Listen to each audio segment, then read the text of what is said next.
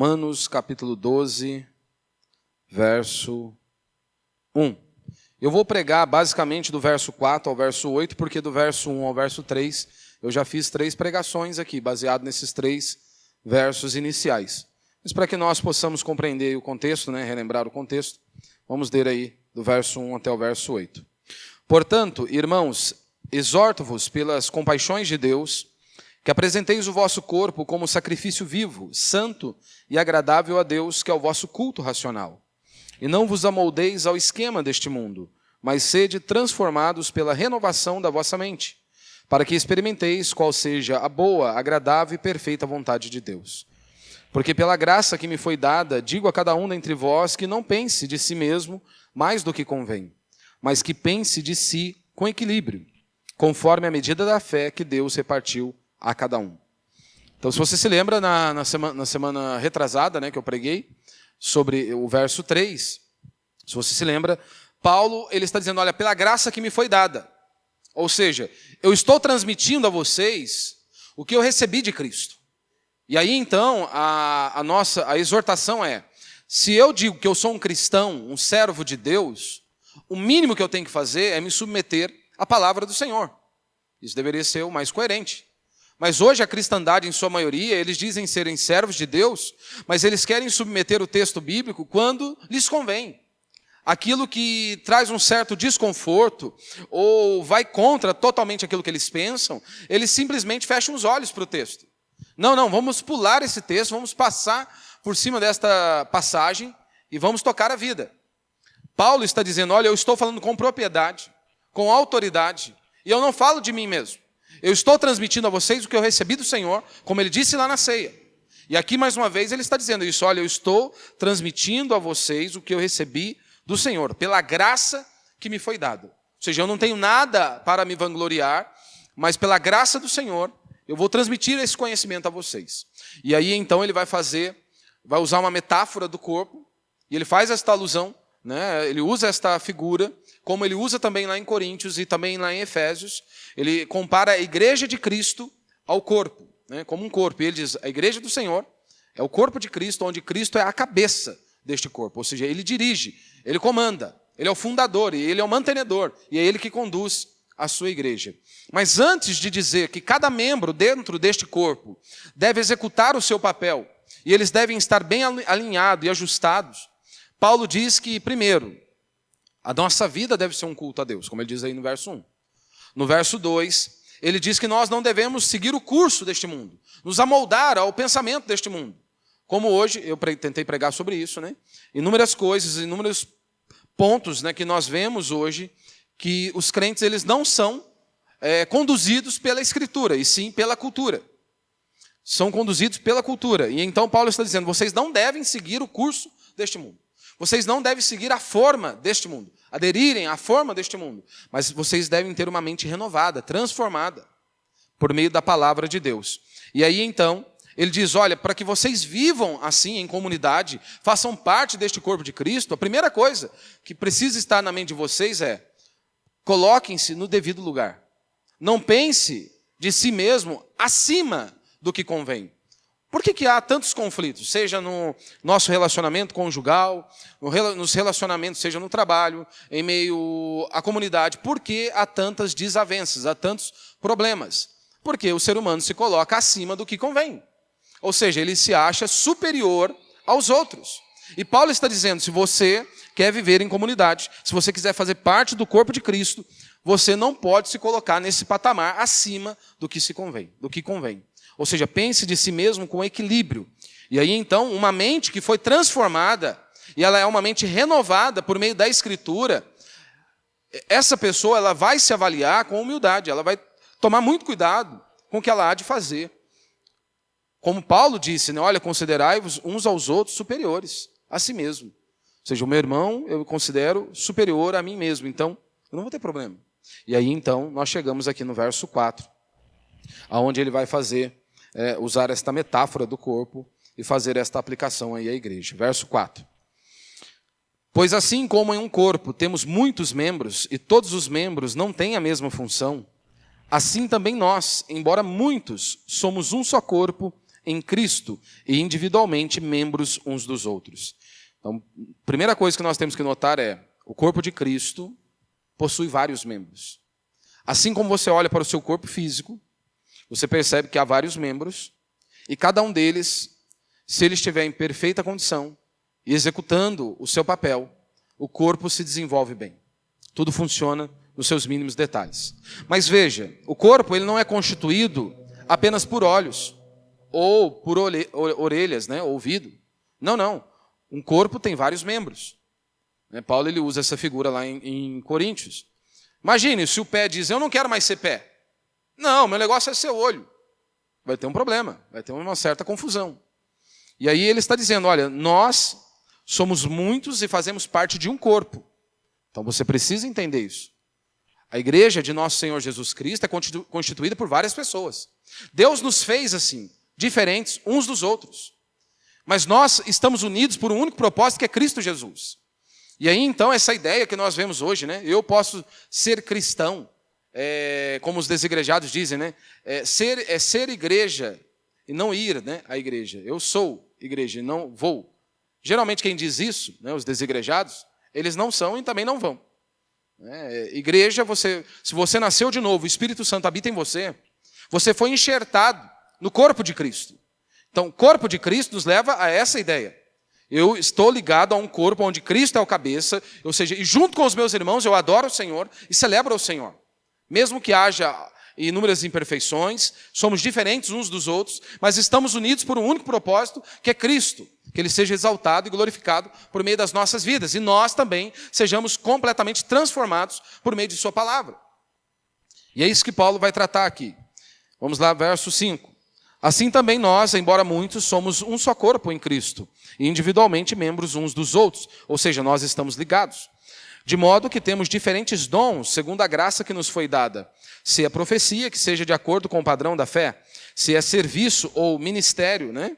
Aqui mais tratando com relação à diaconia, né? O diaconato, né? Que seja usado no serviço. Se é ensino, que seja exercido no ensino. Ou quem encoraja, use o dom para isso. O que contribui, faça-o com generosidade.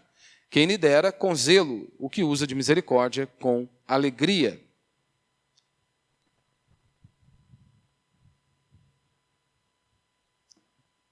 Então, o tema da minha mensagem hoje é a igreja como um organismo vivo. E você vai entender ao longo dessa mensagem o porquê desse tema, né? A igreja como um organismo vivo. Paulo está usando esta figura, o corpo humano e a igreja. Todos aqui conhecem, né, a história da minha esposa. No dia 27 de novembro de 2022, né, com 17 dias após o parto do nosso segundo filho, ela sofreu um AVC, 3h20 da manhã. Metade do seu corpo ficou completamente paralisado, a sua fala totalmente comprometida. E a mente funcionando, mas o corpo não obedecia. É isso aqui, tente imaginar isso aqui, né? Você acorda de manhã e, de repente, uma de suas pernas decide não mais funcionar. Que ela não quer mais funcionar. Algumas vezes, ela chegou até a cair uma vez, porque na cabeça dela ela conseguiria andar. Né? Poucos dias após o AVC. Mas o corpo não obedecia.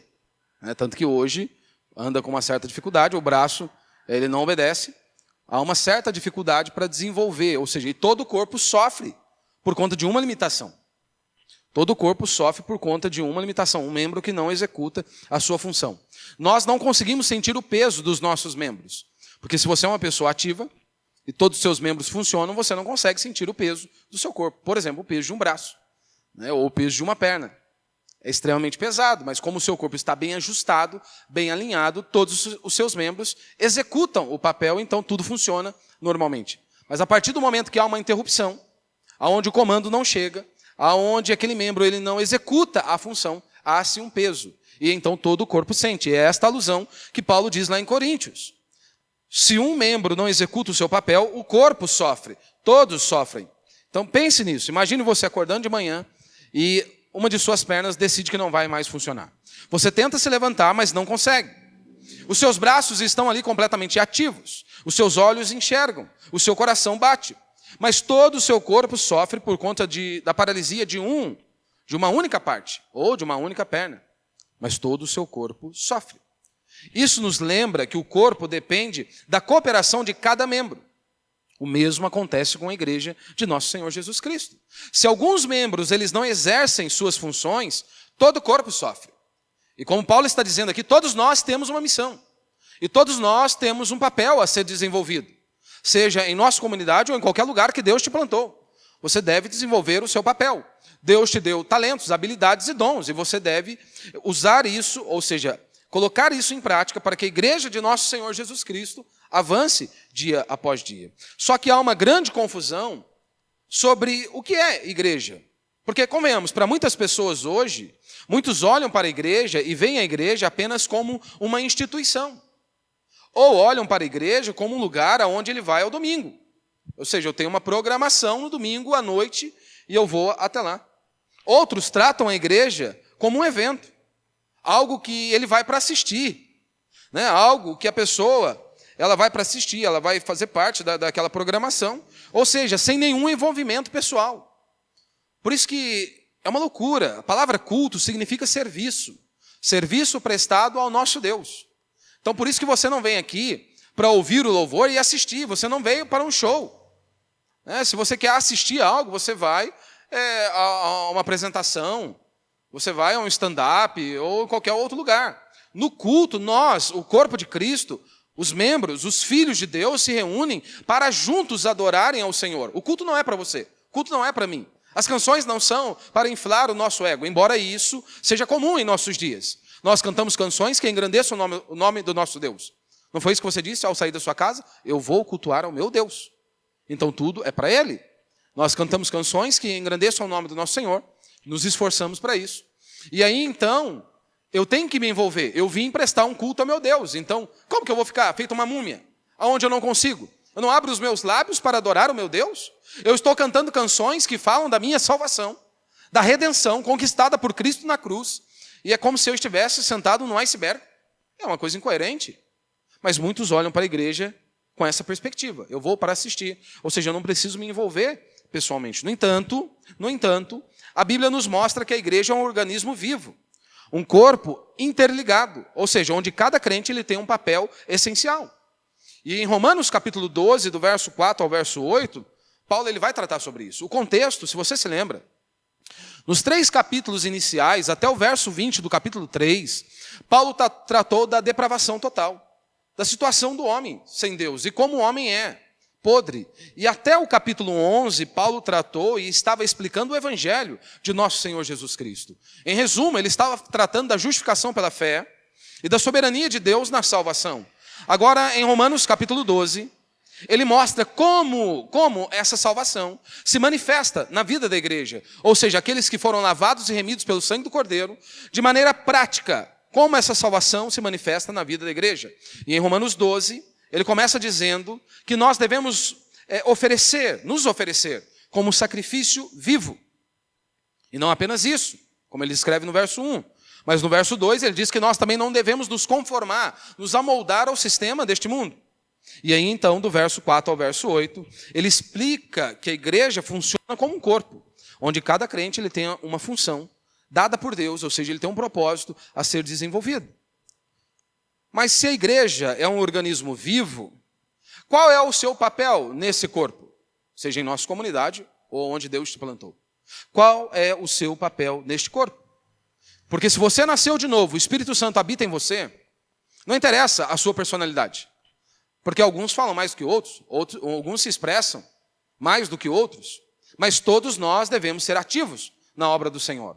Deus nos deu talentos e dons, habilidades. Somos diferentes uns dos outros e nos complementamos dentro desse corpo. Agora, a pergunta é, você está ativo ou você é um membro paralisado neste corpo? Que não contribui para o funcionamento do corpo, para o desenvolvimento deste corpo. Então hoje, se Deus permitir, nós veremos como a igreja é um organismo vivo e como cada crente, cada um de nós, devemos desempenhar a nossa função neste corpo para que ele cresça saudável e forte, como Paulo faz esta alusão lá em Efésios capítulo 4. Então muitas vezes as pessoas enxergam a igreja apenas como uma instituição humana ou apenas uma organização, semelhantemente a uma empresa ou um clube social, tanto que muitos, ao contribuírem financeiramente, sejam com dízimos e ofertas, eles acham que eles estão pagando a mensalidade para desfrutarem de algo dentro daquela estrutura. Veja o absurdo que nós chegamos. Aí o cara contribui financeiramente, ele acha que ele está pagando a mensalidade de um clube para desfrutar daquela estrutura. Ou seja, eles enxergam a igreja apenas como uma empresa ou um clube social. No entanto, a Bíblia apresenta a igreja como um organismo vivo, um corpo interligado, sustentado por Cristo Jesus. Por Cristo Jesus. E nesta passagem aqui, como eu disse, Romanos capítulo 12, do verso 4 ao verso 8, Paulo ele usa essa metáfora do corpo para ilustrar a vida e o funcionamento da igreja. O corpo de Cristo é um organismo onde cada membro tem uma função específica.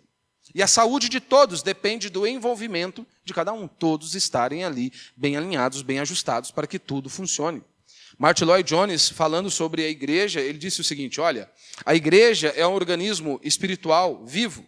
O problema é que muitas vezes nós tentamos transformá-la numa instituição morta, esquecendo que é o Espírito Santo é quem dá vida a cada um dos seus membros. Esquecemos que nós fazemos parte de uma igreja que é viva, ativa, e que o Espírito Santo habita em nós.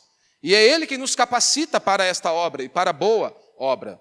Então a igreja é mais do que uma estrutura organizacional. Ela é um organismo vivo, onde cada crente tem um papel essencial para o seu funcionamento saudável. Então dentro disso eu quero falar 3 pontos de maneira bem breve. Primeiro, o corpo da igreja é um organismo, não apenas uma organização. Verso 4 e verso 5. Pois assim como em um corpo temos muitos membros, e todos os membros não têm a mesma função, assim também nós, embora muitos, somos um só corpo em Cristo, e individualmente membros uns dos outros. Ou seja, assim como um corpo físico, ele tem membros diferentes, a igreja tem crentes diferentes, com diferentes dons e funções. Imagine se todo mundo executasse o mesmo papel. Se todo mundo fosse pastor, ou se todo mundo fosse líder, se todo mundo fosse um diácono. Como que seria? Não funcionaria. A unidade da igreja ela não é baseada na semelhança externa. Ou seja, porque eles têm a mesma cultura, a mesma classe social ou as mesmas preferências. Não, a igreja de nosso Senhor Jesus Cristo, a unidade dela não está baseada nestas coisas. Se você veio do movimento em células, há uma tolice tão grande, né, que você, para simbolizar isso, a unidade entre todos, as pessoas têm que vestir a mesma roupa, o mesmo estilo de roupa que o pastor veste, que o líder veste, e pentear o cabelo do mesmo jeito que o cara penteia, e por aí vai. Para eles isso é unidade. Não, Deus nos fez uns diferentes dos outros. Nós não somos uma linha de montagem, por exemplo, da Volkswagen. Vai sair todo mundo, 1.0 ou 2.0, todo mundo com a mesma cor, todo mundo do mesmo jeitinho. Não, Deus nos fez assim. E nos complementamos. Do seu jeito, do jeito que Deus te criou, você deve ser ativo na obra dele. Executar a sua missão, o seu papel. Então a unidade da igreja ela não é baseada na semelhança externa. A unidade da igreja é baseada na nossa união em Cristo Jesus.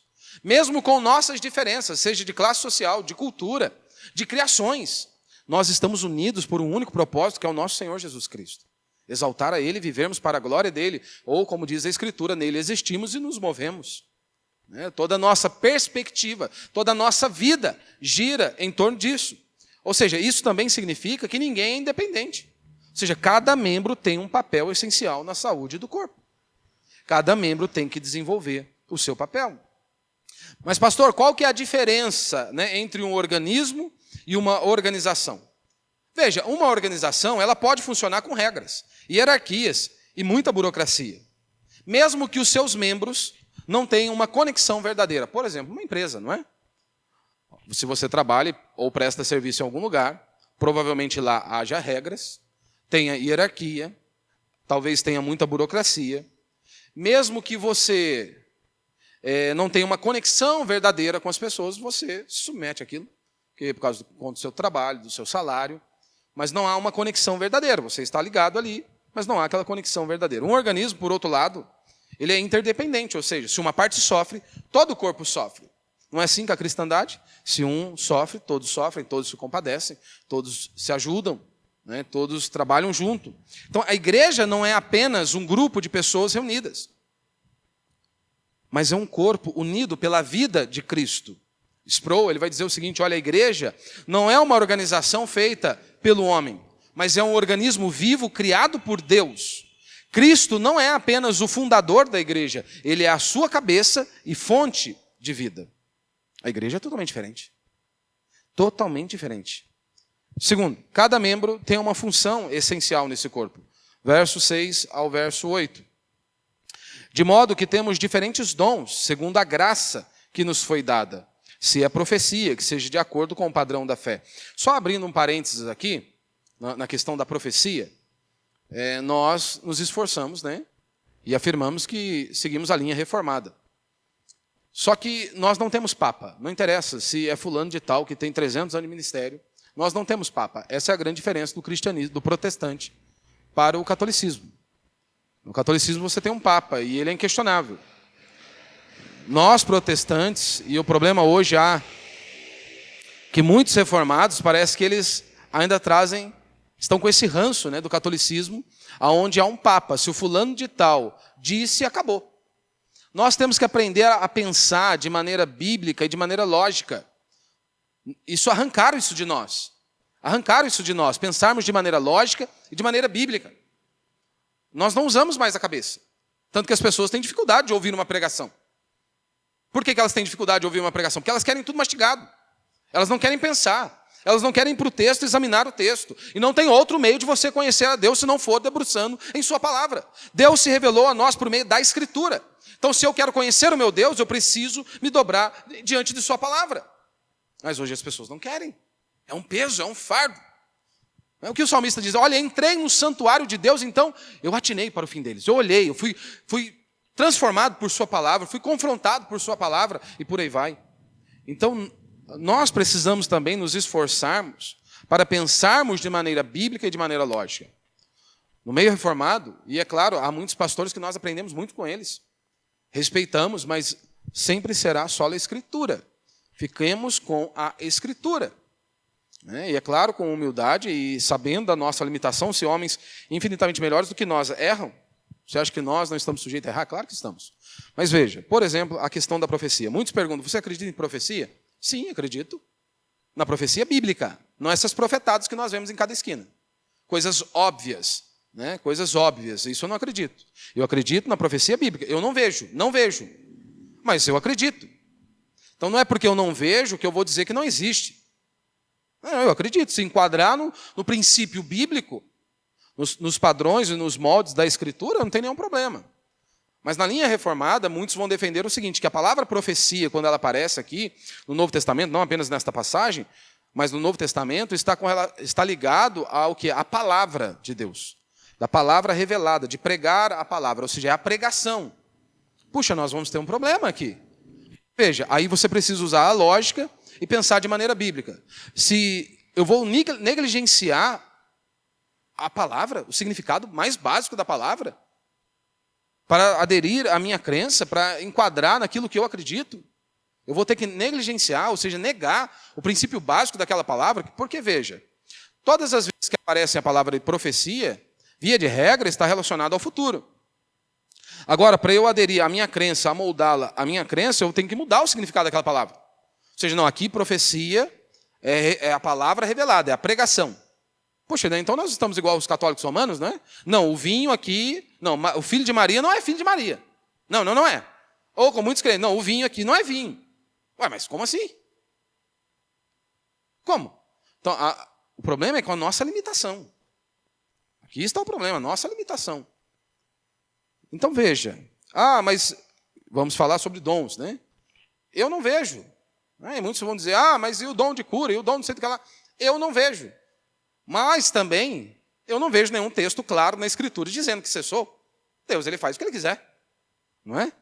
Mas aí muitos vão dizer, não, para fechar naquilo que eu acredito, não, já cessou. Mas mostre na Escritura, e dê uma base sólida na Escritura, que Deus falou de maneira clara que cessou. Eu não tenho visto. Nós não temos visto. Mas Deus não pode ficar em silêncio. Ele já ficou vários e vários anos em silêncio. Por que ele não pode ficar mais um tempo? Quem somos nós para queremos colocar Deus em uma caixinha e dizer, não, o Senhor tem que fazer desta maneira? Nós não somos ninguém.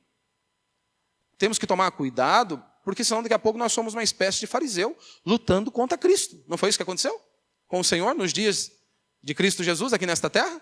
Aqueles que estavam falando em nome de Deus, os líderes religiosos daqueles dias, eram justamente aqueles que estavam se levantando contra Deus. Então nós temos que tomar muito cuidado. Daqui a pouco a gente é um fariseu, que estamos ali lutando, resistindo ao Espírito do Senhor. Não temos que ter humildade, um coração quebrantado diante do Senhor, reconhecendo a nossa limitação. E devemos estar abertos. Eu não vejo um texto claro e nítido na Escritura para afirmar: Deus cessou. Ele não faz mais, não há isso mais. Eu não tenho visto, mas a minha experiência não vai comprovar nada. Como eu disse aqui na quarta-feira, imagine se o cego diz: olha, o sol não existe. Muda em alguma coisa? Simplesmente porque ele é cego e ele não consegue enxergar o sol deixou de existir? Não deixou, o sol continua existindo. Então não é porque eu não vejo ou não tenho visto e contemplado isso que Deus não faz. Então a gente tem que tomar um certo cuidado em alguns pontos, né? Nós temos que tomar muito cuidado, que Deus nos dê essa graça. Mas seguindo aí a leitura, verso 6 ainda, né? Só um parênteses para explicar com relação à profecia, né? E se é serviço, que seja usado no serviço, se é ensino, que seja exercido no ensino, ou quem encoraja, use o dom para isso. O que contribui, faça com generosidade. Quem lidera, com zelo. O que usa de misericórdia, com alegria.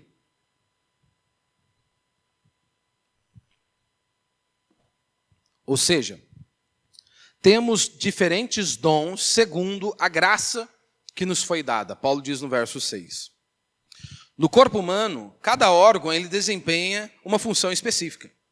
E a sua ausência ou o seu mau funcionamento afeta todo o organismo. Como eu disse aqui, num caso, por exemplo, no AVC. Né? Se a ligação é interrompida, um braço que ele não executa mais a sua missão, ele compromete o corpo. Ele afeta todo o organismo.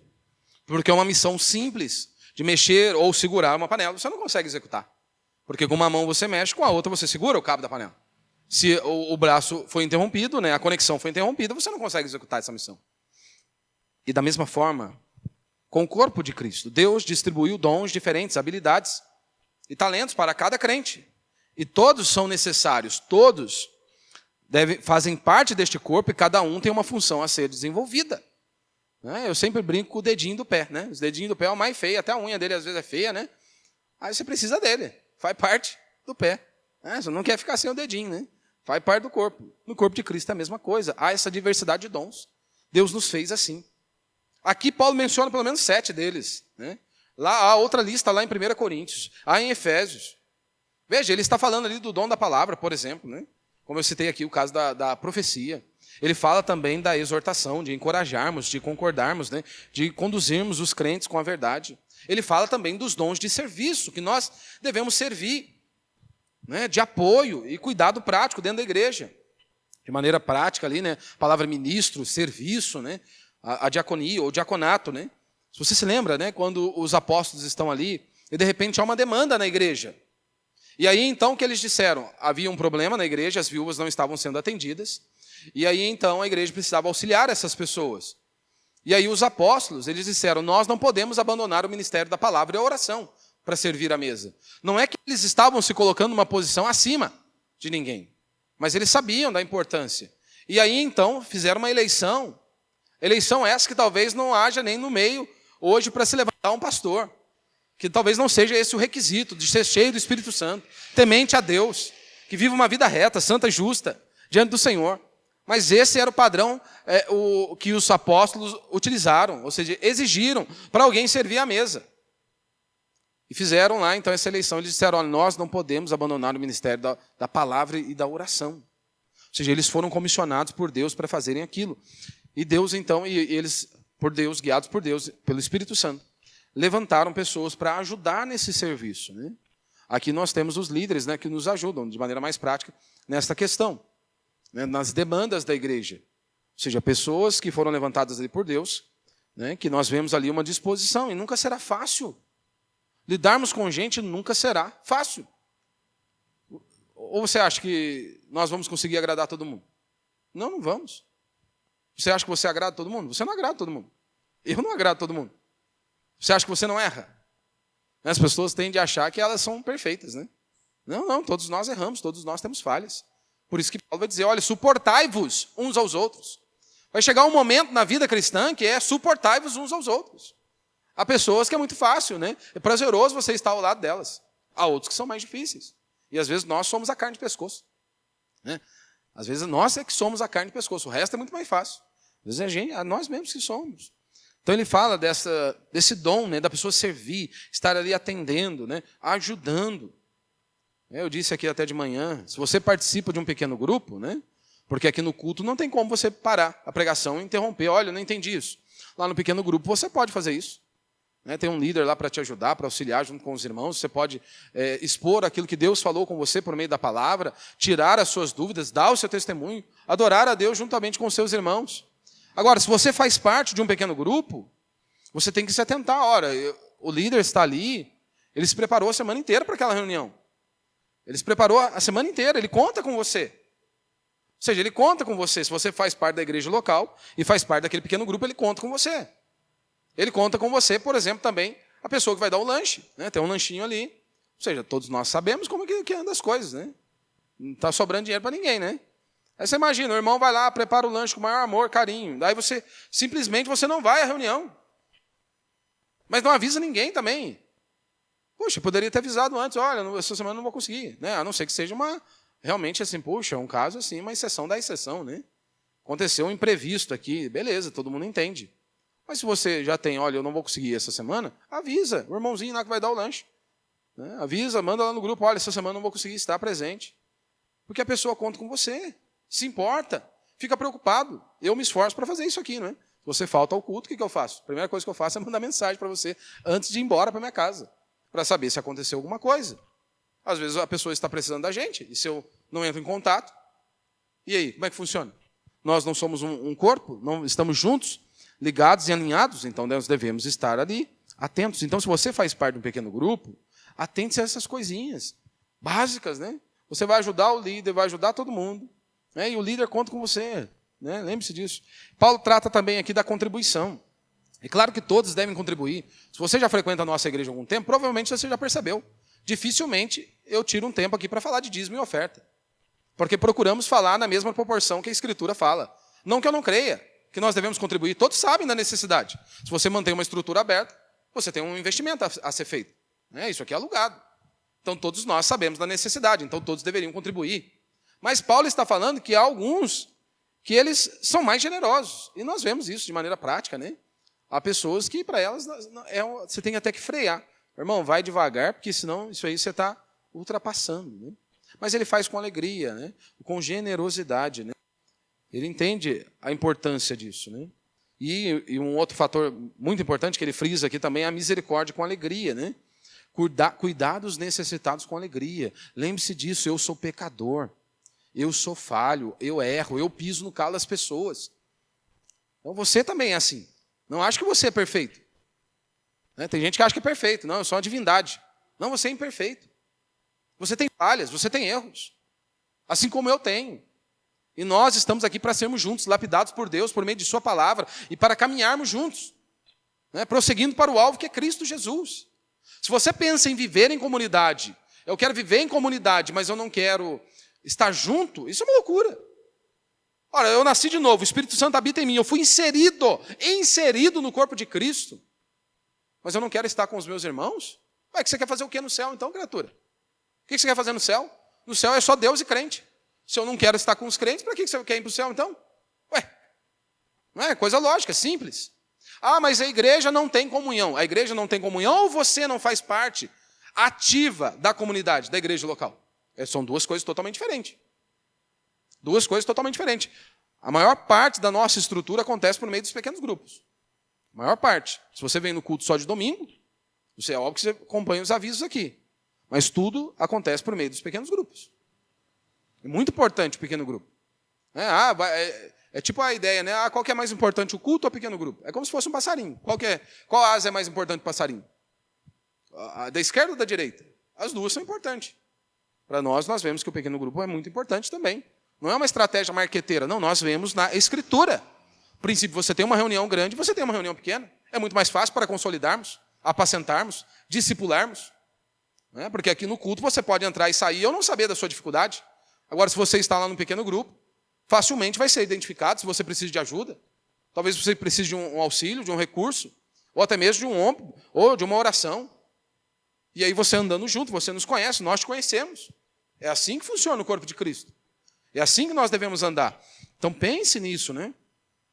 Será se eu não estou de maneira ativa, fazendo parte desta comunidade, desta igreja local. Porque hoje, com o advento da internet, muitos querem ser pastoreados pela internet. Não existe igreja assim.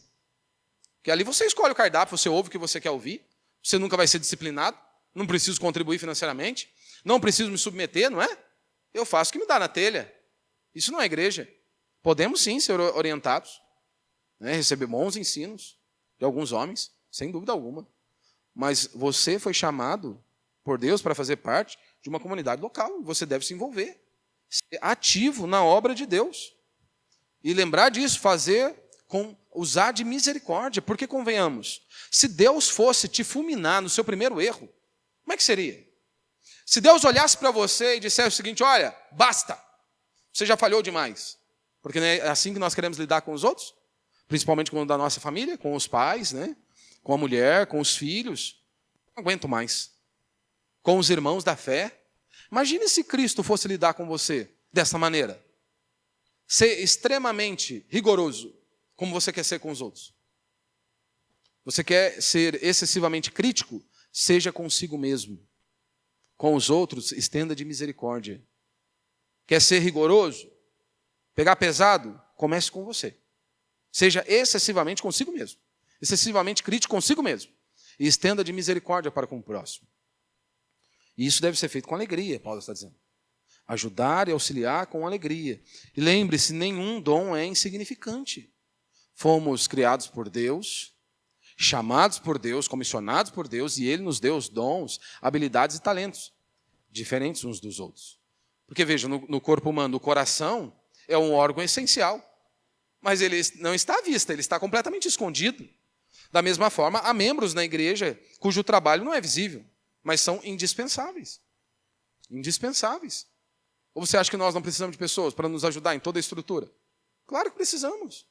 Desde pessoas para nos ajudar a tocar. Por que os irmãos do louvor vão embora? Porque eles já vieram para o culto de manhã, já ajudaram de manhã. Aí eles vêm para o culto, ajudam com o louvor, uma boa parte deles, e vão embora. Mas por que eles têm que voltar? Porque nós não temos pessoas. Então eles têm que se sacrificar e virem para ajudarem. Isso em todas as outras áreas. Eu não sou técnico de som. Mas, via de regra, ou é o meu filho que está ali, ou é o Joab que me ajuda, ou o Elias que está ajudando agora. Mas por quê? Porque nós não temos pessoas. O ideal seria cada dia ter alguém ali, para que o outro possa assistir o culto também. Não é? E aí fica leve para todo mundo, se todo mundo se envolve, se todo mundo trabalha. Como nós já temos outras mobilizações, seja na limpeza, na estrutura, e por aí vai. Um corpo bem ajustado, bem alinhado. Paulo diz isso lá em 1 Coríntios 12, 22. Pelo contrário, os membros do corpo que parecem ser mais fracos são necessários. Às vezes você olha, você pode olhar para si mesmo. Eu não sou tão essencial. Eu acho que eu não tenho tantas habilidades ou talentos. Não, todos são necessários. Nenhum dom é insignificante, ou seja, todo crente ele deve estar ativo. Então a pergunta que eu faço para você, para nós caminharmos para o final, é: como você usa o seu dom, o seu talento, a sua habilidade? Você tem usado para o bem da igreja, para o bem do corpo de Cristo? Ou você simplesmente está negligenciando a sua função no corpo de Cristo? Ou simplesmente você quer vir para o culto, assistir o culto, a sua família está bem, o seu mundinho está bem, o resto que se exploda? Tem gente que vive assim, ele acha que isso aqui é um comércio. Quando você vai a um comércio, por exemplo, a um restaurante, se algo surge, o que você faz? Você levanta a mão, chama o garçom ou alguém para limpar. Na sua casa, como é que você faz? Se você não tem empregado, via de regra, todos se ajudam, né? O marido ajuda, o filho ajuda, a mulher, via de regra, faz mais coisas, né? Mas todos executam um papel. Aqui é a mesma coisa. Isso aqui não é um comércio, você é o consumidor. Não, você faz parte da obra, né? Você faz parte deste corpo. E é por isso que nós devemos cuidar do que nós temos. De tudo aquilo que Deus nos deu, então nós devemos cuidar da melhor maneira. Para que não venha ser danificado e por aí vai. Executar da melhor maneira. Então, como você tem usado? Você usou ou tem usado o seu dom para o bem da igreja, para que a igreja avance, para que o reino de Deus possa expandir a cada dia? Ou você simplesmente tem negligenciado a sua função no corpo? E por último, o corpo ele deve crescer e se fortalecer. Paulo faz esta alusão lá em Efésios capítulo 4. No verso 15, 16, Paulo diz o seguinte, olha, antes, seguindo a verdade em amor, cresçamos em tudo aquilo que é a cabeça, Cristo. Dele, todo o corpo, ajustado e unido pelo auxílio de todas as juntas, cresce e edifica a si mesmo em amor, na medida em que cada parte realiza a sua função. Então, o primeiro ponto que você tem que ter, que Cristo é a cabeça do corpo. Ou seja, a igreja não pode viver sem Cristo, assim como um corpo não pode viver sem a sua cabeça. E quando nós dizemos que Cristo é a cabeça da igreja, nós estamos dizendo que Ele governa a igreja, Ele dirige o seu crescimento, Ele fortalece cada membro. É Ele quem nos mantém de pé. Nós não existimos sem Ele, não nos movemos sem Ele. Pelo menos deveríamos ter isso bem claro dentro de nós. Só estou de pé pela graça de Deus, pela misericórdia do Pai. Segundo, o crescimento do corpo depende da cooperação de cada membro. Ou seja, cada membro precisa estar ali ativo. Se um membro não funcionar corretamente, todo o corpo sofre. Mais uma vez, a figura de um braço que não executa a sua missão. Todo o corpo sofre. Ou seja, se uma igreja ela depende apenas de um pequeno grupo de pessoas para trabalhar, ela fica fraca. Porque imagina, via de regra, o que acontece em muitos lugares é o quê? Um grupinho de pessoas que estão ativos e o resto, todo mundo passivo. 20 pessoas trabalhando para que 80 fiquem tranquilas. Uma loucura. Nós não fomos chamados para isso. Me gastarei e me deixarei gastar. Não é isso que Paulo disse? Todos nós devemos estar envolvidos. Todos nós. E as pessoas, igreja, nós viemos para servir. É para isso. Não é que hoje virou uma praga, né? As pessoas querem ir para a igreja, elas querem se beneficiar de qualquer maneira. Isso atrai o ouvinte, né? Não é esse o discurso? Venha e ficará rico, venha e Deus vai te dar uma casa, e venha e mais isso e mais aquilo. Ora, o convite de Cristo foi totalmente diferente, não foi? Você quer me seguir? Ótimo, negue a si mesmo, tome a sua cruz e siga-me. Esse foi o convite do mestre. Quem prometeu os reinos não foi Cristo, foi Satanás, não foi? Parece então que muitos pastores parece que têm seguido mais a ótica de Satanás do que do próprio Cristo. E com isso não estou dizendo que eu não creio que Deus nos abençoe e por aí vai. Eu creio fielmente nisso. Mas nós fomos chamados para trabalhar, para sermos ativos. Ativos. Não estou falando para você parar a sua vida e você vai ser um missionário, você vai ficar trancafiado num quarto. Lógico que não. Vai virar monge. Claro que não, é na onde Deus te colocou. Lá no seu trabalho, em meio aos seus familiares, amigos, abre os seus lábios e prega o evangelho. Do seu modo, do seu jeito. Anuncie a Cristo. Quando as pessoas olham para você, mais uma vez, o que eu disse aqui há algum tempo já. Mais uma vez, quando as pessoas olham para você, elas veem Cristo por meio de sua vida ou não? Ou o que você reflete é outra coisa? Nada remete a Cristo. Então imagine, uma perna paralisada, o corpo ainda pode viver, mas se torna limitado e disfuncional. Assim também uma igreja onde muitos membros são passivos, eles não querem estarem ativos. Ou seja, estarem ali à disposição para servir. Lembrar disso. Se você faz o que você gosta, você não serve a Deus, você está se servindo. Essa é a grande verdade. As pessoas chegam na igreja, o que eu posso? Eu sei fazer isso. O que eu quero fazer isso? Não, então você não está servindo a Deus. Se eu faço simplesmente o que eu gosto, eu sirvo a mim mesmo. Eu sou o meu próprio Deus. Não é? Nós fazemos o que precisa ser feito. Essa é a grande realidade. O amor é o que mantém o corpo unido. O amor cristão não é um sentimento passageiro, meu irmão, mas é um compromisso ativo de servir uns aos outros. Não foi isso que Jesus disse por meio do relato de João? Nisto conhecerão todos os que sois os meus discípulos, se tiverem amor uns aos outros. Essa é uma das características que nós temos que ter. Como que o mundo nos vê como um povo unido, assim como o filho é um com o pai, nós deveríamos ser assim com Deus. E não apenas com Deus, com os nossos irmãos. Seremos unidos. Então lembre-se, a igreja é um organismo vivo e não apenas uma organização. Cada membro tem uma função essencial e deve exercê-la. E o crescimento do corpo depende da fidelidade de cada parte. Então, o desafio é: descubra o seu papel no corpo de Cristo. As habilidades, os dons e talentos que Deus te deu. Qual dom, qual talento, qual habilidade Deus lhe deu? como você pode usá-lo para edificar a igreja de Cristo, ajudar, auxiliar no crescimento do seu povo. Comprometa-se a servir. Nenhum membro ele pode viver isolado do corpo de Cristo. Você deve participar da vida da igreja, de maneira ativa.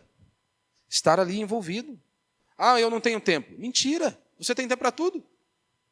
Você só não tem tempo para aquilo que não é importante para você. Tudo que é importante, que você julga importante, você sempre vai arrumar tempo. As pessoas têm tempo para tudo. Para passear, para viajar, para fazer qualquer outra programação, menos celebrar ao Senhor ou estar ligado ao corpo de Cristo. Isso simplesmente mostra que isso não é importante para você. E lembre-se, meu irmão, aqui nós temos apenas 2 cultos na semana. 2 cultos na semana. Eu sei que há muitos lugares as pessoas ficam mais enfurnadas dentro da igreja do que o próprio pastor. Por isso que há muito divórcio. Há uma praga gigantesca hoje.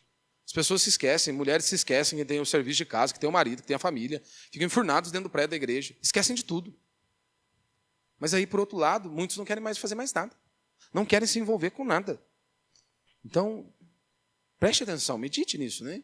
Que Deus nos dê graça para que nós possamos compreender a importância, né? Martin Lloyd Jones conclui com a citação dele, né? A saúde de uma igreja não depende da quantidade de pessoas que assistem aos cultos, mas do compromisso sincero de seus membros em viver como corpo de Cristo. Mais uma vez, a saúde de uma igreja não depende da quantidade de pessoas que assistem aos cultos, mas do compromisso sincero de seus membros em viverem como corpo de Cristo, onde Cristo é a cabeça. Então, que Deus nos ajude a sermos uma igreja viva, ativa, onde cada membro sirva com zelo, unidade e amor e temor a Deus. Né? Que Deus nos fortaleça e nos dê graça.